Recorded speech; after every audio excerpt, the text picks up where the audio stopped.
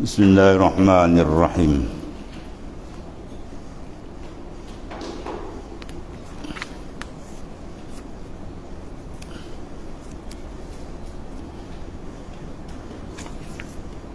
Qala mu'allif rahimahullah ta'ala. Dan sabda Rasulullah sallallahu alaihi wasallam, wahai manusia, situ, pakailah akal untuk mengenal Tuhanmu.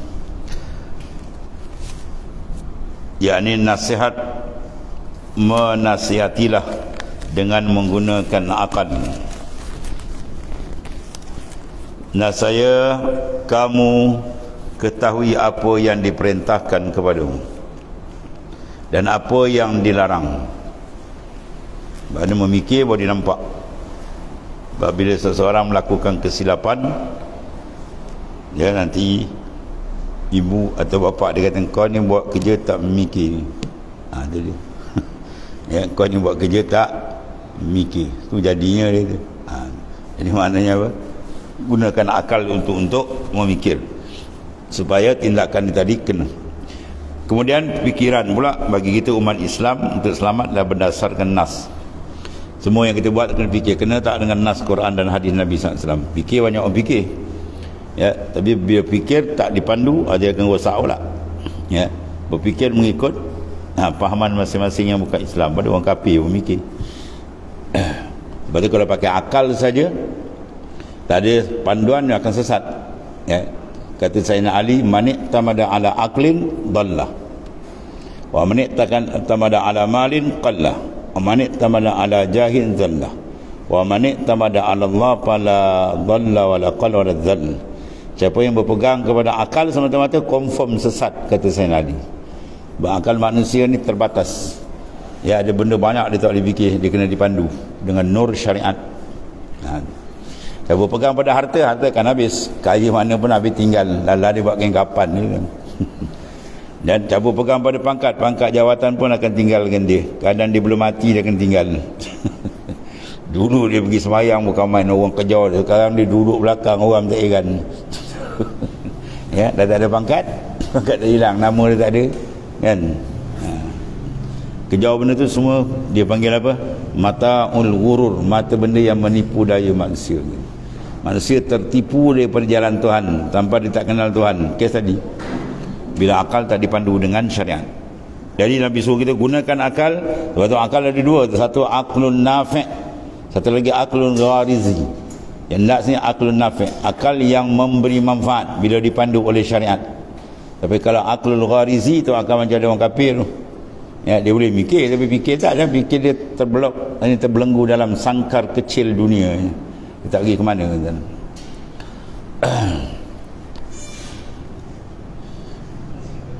Ketahui ilmu orang yang berakal ialah orang yang mentaati perintah Tuhan itu pula. Bahawa kita pada akal, akal mana? Sayyidina Ali kata tadi, pegang akal sesat. Kalau tak ada panduan, Nabi suruh akal mana? Itu kena faham maksud Nabi tu akal yang mana. Ya. Sebab tu Nabi meletakkan orang yang cerdik. Ya. Itu dia. Itu orang yang menunaikan perintah Tuhan. Kan? Al-Qayyis mandana nafsa wa amila lima ba'dal maut. Itu sengaja mana-mana dia. Al-Qayyis mana orang yang cerdik, mana akal dia pintar. Ya, mandana nafsah, kemudian wa amila lima ba'dal maut. Dana bi mana hasabah, mana orang yang sentiasa muhasabah akan diri dia. Ya, dia ni jauh ke dekat, lalai ke tidak, aku ni gelap ke terang ni sekarang ni kan, sentiasa fikir. Kemudian wa amila lima ba'dal maut, dan dia mensiapkan amal sebelum datang kematian. Itu di antara orang yang cerdik. Ya, abna Adam, dalam hadis lain Nabi kata abna Adam, hei anak Adam. Ini firman Allah hadis kursi. Ati' rabbak, sila beri ketaatan kepada Tuhan. Ya, maka patusamma akilan, kamu dinamakan orang berakal. Wala ta'sihi, jangan kamu cuba derhaka Tuhan kamu. Patusamma jahilan, maka kamu dinamakan orang yang bodoh. Ya, manusia paling bodoh, tak cerdik, ya, ialah orang yang cuba menderhakai Allah Ta'ala. Sebab dia memilih jalan untuk dihumban ke neraka Jahannam tu. Tu. Jadi akal tu ada dua lah. Ya. Jadi gunakan akal kamu tadi, kata baginda SAW, supaya dia maknanya menunaikan perintah Ta'ala. Kita ketahui bahawa orang yang berakal ialah orang yang mentaati Allah Ta'ala. Dia meskipun mukanya tidak cantik ya, muka dia macam buntut kuali kan hitam tapi Masya Allah dia ni kalau bersumpah apa dia jadi kan. Lau aqsama billah la barra. Satu ketiga Rasulullah mengatakan besok ada seorang ahli syurga semayang subuh dengan kita. Ya, sahabat semua datang awal. Harap dia. Sahabat tu ada jaminan lain. Nak cerita ada kes orang. Ya. Bila lepas semayang saya tunjuk ke orang ni. Rupanya muka dia hitam legam. Kepala pula bujur macam bola kanan, macam bola rugby. Bujur. Ya. Dia kalau datang orang pun tak akan sambut dia, Rasulullah kata. Kalau sakit dan mati pun tak ziarah dia. Terkenal di langit. Malaikat semua kenal. Nur dia memancar ke atas. Tapi orang bumi tak kenal dia. Dia punya bau cukup harum, tak payah pakai minyak wangi. Kita punya minyak wangi bukan hangit lagi. Ya. Kemudian apa diminta doa Rasulullah SAW? Ya Rasulullah, tolong doakan hamba agar hamba syahid dalam satu medan. Ya, akhirnya pun dia syahid dalam satu medan peperangan. Dia tak minta projek kan. Rasulullah afdal doa akan angkat semua kubur. Ya Allah, mintalah projek sikit. Tak ada. Dia minta mati. Mati syahid pada jalan Tuhan. Akhirnya dapat. Itu di antara dia. Ya. Dahsyat ni. Dia kalau datang orang tak kenal, tak ada diraikan kan. Kalau dia meminang pun orang tak terima, kata Rasulullah SAW. Dan naik bisikal buruk kan. Rupanya wali besar. Kita naik kereta besar, rupa penyamun besar. Lagi besar kita, lagi besar penyamun. Menipu orang macam-macam kan. Allah karim. Kedudukannya rendah dan bentuknya buruk. Tengok dia, tengok muka dia pun tak ada lah handsome sangat ya. Kita gila handsome, rupa handsome jadi tengkorak kan. Secantik ratu cantik dah mampu jadi tengkorak kan. Buka balik melantung bau mayat. Tanam ayam pun 2 kaki cukup, manusia tak boleh kan. Kau 6 kaki. Kau tidak tu kampung tak boleh tidur. Hanya bangkai busuk ya. Hebat luar, lepas tu jadi bangkai. Kita nak jaga yang dalam. Yang dalam tu cantik, roh. Dan orang yang terpengaruh dengan luar handsome, luar cantik, luar tu semua maknanya orang tak menggunakan akal. Benda tu nak bawa ke mana kan? Cantik lah, umur 30, 40, masuk 60 dah berkedut. Ya, dulu berjalan bukan main pimpin tangan, dan 60 sebelah jalan sini seorang ada dekat pandang jimat gitu. Itulah manusia, belum ke mana lagi. Ya. Itulah dunia mana dihilang, zahibah. Maka jangan gantungkan benda yang hilang. Gantungkan yang kekal abadi, huwallah ta'ala. Itu baru pilihan tepat. Allah. Dan orang yang bodoh ialah orang yang menderhaka Tuhan. Wala ta'sihi patusammah jahilan. Jangan cuba kau nak derhaka Tuhan, maka kamu disenaraikan orang yang paling jahil ya. Meskipun mukanya cantik ya, ratu cantik, enggak apa tak cantik, jadi bodoh apa tak pasal-pasal buka aurat depan orang ramai. Orang pakai seluar dalam, dia pakai seluar batin. Allah. Kedudukannya mulia, bentuknya bagus, pada fizikal dia lancar, pandai bercakap, pandai berbicara, bukan main ya. Maka orang ni beruk dan hinzil lebih berakal berat ini. Orang macam ni apa? Beruk dengan hinzil. Tahu hinzil?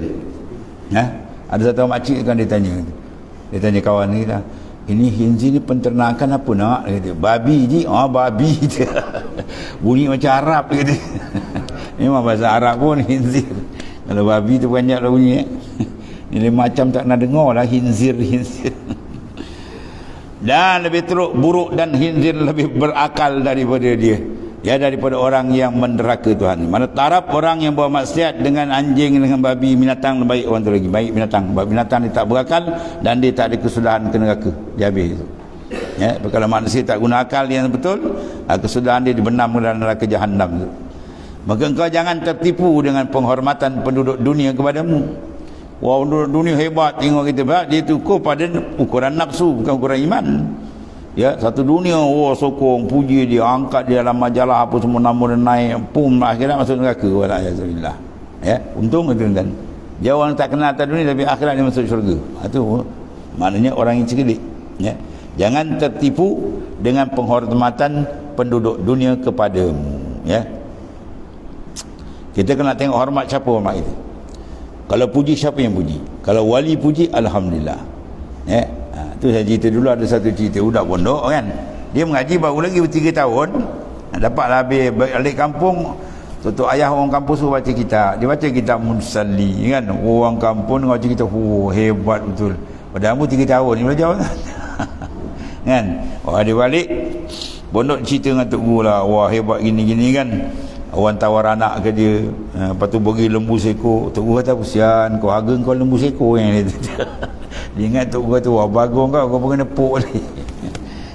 Yang puji siapa ni? Orang kampung kan dia mana daripada orang yang bijak pandai dalam hukum hakam. Dia dengar sikit, wah sedap dengan cakap. Tak apa, dia lentong kawan sikit, ceramah sikit, wah sedap dia kata. Habis kalau ulama wali kata dia tuan baik, tu okey. Sebab orang yang mengukur tu orang yang hebat. Orang yang mengukur tu orang ahli. Tu okey. Tapi kalau biasa ni ukur macam ni, orang ramai satu dunia. Yang kapi-kapi pun sokong, yang kapi pun tunjuk dia pandai bagus. Ukuran orang-orang yang buta tak diambil iktibar. Allah. Jadi jangan tertipu. Sebab dalam hikam disebutkan ajhal tu. Ajhal mana orang paling jahil. Bukan jahil, dia paling jahil. Coba dia mantaraka yakina ma indahu li zanni ma indan nas. Mereka yang meninggalkan yakin ada pada diri dia. Dengan sebab apa dia tinggal yakin yang ada pada diri? Dengan sebab berpegang zan manusia. Sepatut dia kena urus benda yakin, bukan benda zan. Dia kata tertipu jahil. Apa yakin? Dia tahu dah hakikat diri dia. Dia semayang kadang tak khusyuk, buat ibadat lintang pukang banyak tak betul lagi. Sepatut yang tu dia betulkan. Yang ni dia tinggal. Sebab apa tinggal? Sebab orang puji dia. Dia kata dia ni bagus orang, saleh orangnya, orang rupanya apa tadi, zahir bukan main lagi. Dengan pakaian dia kan, orang pun puji. Dia seronok dengan puji orang, padahal dia tahu dia jauh dengan Tuhan. Itu mana sejahil manusia. Patut diuruskan benda yang sebenar dia tahu. Mana dia jauh, kena dekatkan. Dia gelap, kena bagi jalan dia terang. Itu maknanya. Allah. Dan kau jangan tertipu dengan penghormatan penduduk dunia kepadamu, sebab mereka itu termasuk orang yang merugi. Mana orang ahli dunia dia ukur manusia dengan ukuran duniawi dia. Kan hebat, wah nampak. Bagi ahlilah diukur dengan nas, dengan maknanya pandangan Islam itu sendiri, dengan jalan ahli ma'rifat, bahawa dia betul. Pandangan tak sama kan. Pada hikam Imadian dia kata 4 orang, 3-4 orang tu masuk dalam istana kan. Maka keluar dia punya apa, pandangan tak sama. Dia masuk istana, dia ni tukang kayu kan. Wah, dia masuk istana dia pandang kayu. Hebat betul rumah sultan kan. Kayu dia ni, ada cerita buat kayu ni. Yang tukang barang antik pula dia tengok barang antik sultan, hebat kan. Dahsyat. Tukang besi tengok besi. Seorang dia masuk tu, antara dia waliullah. Dia masuk di sana, Allah ni akhirat lagi hebat daripada ni. Nak banding akhirat istana ni, apa orang tak nak pandang masuk akhirat. Nampak arang akhirat ini, orang tak ada heran, benda kecil gitu. Alhamdulillah pandang lain kan. Kita nampak itu dipandang dibanding antara dengan akhirat nikmat syurga. Belum banding lagi yang paling besar ru'yah. Tajalli dengan Tuhan tu habislah, lenyap yang lain. Maknanya pemikiran ikut standard masing-masing. Kalau iman dia lebih hebat, marifat dia terang, maka pandangan dia dah lain. Maka kita ikut pandangan orang yang benar, mendapat sinaran marifat dari Allah Ta'ala. Maka berfirman Allah Ta'ala kepadanya, bersabda Rasulullah SAW, yang mula pertama dijadikan Allah Ta'ala ialah akal. Maka firman Allah Ta'ala kepadanya, menghadaplah. Lalu menghadaplah dia. Ini nisbah yang lain. Ada pun sebab hakiki asli ialah nur Rasulullah SAW. Ini pecahan dia. Lalu menghadaplah dia. Kemudian Allah Ta'ala berfirman kepada akal, membelakanglah, pusing belakang kalau bahasa kita, lalu membelakang dia.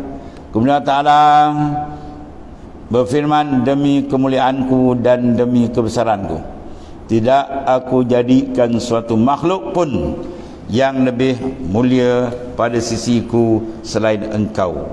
Itu hakikat diri kita, akal. Dengan engkau aku mengambil dengan engkau aku memberi, ya, dan dengan engkau aku memberi pahala, dengan engkau aku memberi siksaan. Sebab engkau akal. Faham? Maknanya sebab akal berlaku dua, nikmat dan azab. Tapi kalau tak ada akal, dua-dua tak ada. Ya, orang tu tak ada akal, tidak akil, balik kan, jadi dia gila. Hukum syariat tak ada kat dia. Dia tak ada suruh sembahyang wajib, Jumaat tak ada wajib dia. Maka dia tidak akan diazab. Sebab tu taraf kita, kalau kena azab, kita dengan orang gila lagi hebat daripada kita. Kalau kita ni mati kena azab, maka orang gila dengan kita, orang gila lebih hebat daripada kita. Orang gila tak kena azab, dia tak ada taklif syar'i kat dia. Ya, dia gila, maka syarak tak ada taklif kat dia, dia selamat kat sana tu. Ya, sebab tu jangan sampai kita dengan orang gila lebih baik daripada kita, tuan-tuan. Allah Karim. Kemudian kalau anda bertanya, akal itu kalau dia sifat arat, maka bagaimana dijadikan sebelum tubuh? Ya, sebagai anda kata al-arat ni takumu bizat. Bila arat mana sifat duduk di zat. Sekarang tuan jadikan mana akal, tiba-tiba zat kita belum jadi, macam mana? Dia sifat, kalau dia zat lain. Baik, itu persoalan ya Imam Ghazali tu soal. Maka bagaimana dijadikan sebelum tubuh, mana zat? Dan kalau dia zat jauhar, maka bagaimana jauhar berdiri sendiri, ya, dan tidak berpihak? Jawab, ketahui kiranya bahawasanya ini sebahagian daripada ilmu mukasyafah, ilmu yang tuan buka hijab dia, maka tiada layak diterangkan ilmu muamalah. Ilmu kita ni ilmu luar, bermuamalah sama kita. Yang sana ilmu khusus, yang mukasyafah yang tuan buka kan. Banyak tuan-tuan, macam-macam. Dan maksud kami sekarang menerangkan ilmu muamalah dulu, berurusan dengan kita ni. Benar di sana Anas radhiyallahu anhu bahwasanya dia menerangkan satu rombongan memujikan seorang laki-laki di sisi Rasulullah SAW. Ya, orang ni begini-beginilah, dia memberikan pujian dengan sangat bersangatan sekali. Lalu Rasulullah SAW menegur, bagaimana akal orang itu? Ya, bagaimana pemikiran dia? Kau puji-puji dia, mentaliti dia macam mana, pemikiran dia? Menjawab rombongan tadi, kami menerangkan kepada engkau tentang kesungguhannya pada beribadah dan bermacam-macam kebajikan lain orang yang buat dan engkau menanya kami tentang akal. Kami cerita ya Rasulullah tadi dia punya amal Masya Allah, infak pun dia banyak tuan, sana bagi sini bagi, baguslah tu. Tapi kenapa Rasulullah tanya akal pula? Maka menjawab baginda Rasulullah SAW, sesungguhnya orang yang bebal, halu bahasa orang yang bebal begini. Kalau orang kata kau ni tak cerdik, kau tak berpandai, kau sikit panggil bebal ni macam kalau panggil tolol lagi anda. Jadi adik itulah. Sungguhnya orang yang bebal itu memperolehi lebih banyak dengan kebodohannya, ya, daripada kezaliman orang yang zalim. Dia bagi Islam menjawab, sesungguhnya orang yang bebal, yang tak cerdik tu, memperoleh lebih banyak dengan kebodohan, ya, dia mendapat dengan sebab kebodohan dia daripada kezaliman orang yang zalim. Sesungguhnya pada hari esok, ya, terangkatlah hamba Allah itu ke tingkat tinggi pada sisi Tuhannya menurut tingkat akal fikiran, ya. Jadi maknanya dia kena gunakan akal dia. Jangan dia makna memperolehi yang banyak dengan kebodohan. Mana apa dia ambil benda banyak dunia, padahal benda itu bukan satu ukuran besar di sisi Allah Subhanahu Wa Taala, ya. Daripada Sayyidina Umar radhiyallahu anhu bersabda Rasulullah SAW, maktasaba rajulun mislu fadlin aqlin yahdi sahibahu ilal huda wa yarudduhu an radin in an radan wa ma tammal imanu abdin walastaqama dinuhu hatta yakmula aqluh. Tidak ada usaha seorang seperti keutamaan akal. Mana kerja akal tu lebih besar.